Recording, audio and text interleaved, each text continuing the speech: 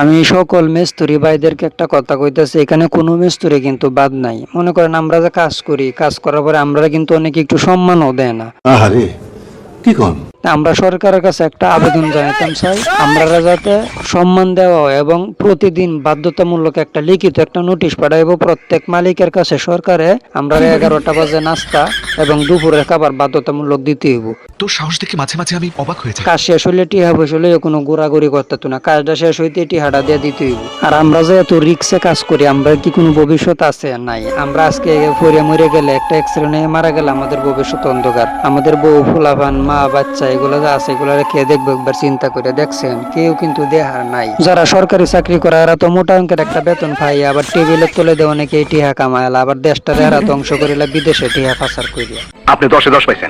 এখনো সময় আছে, মিস্ত্রি ভাইয়েরা আন্দোলনে নামেন। আমরা কাজ করি যেই বাড়িতে, আমরা তো এহারা দুপুর বেলায় ভাত খা, আমরা কোনো কিছুই খাইতারি না। এই জুলুম সহ্য করা যায়?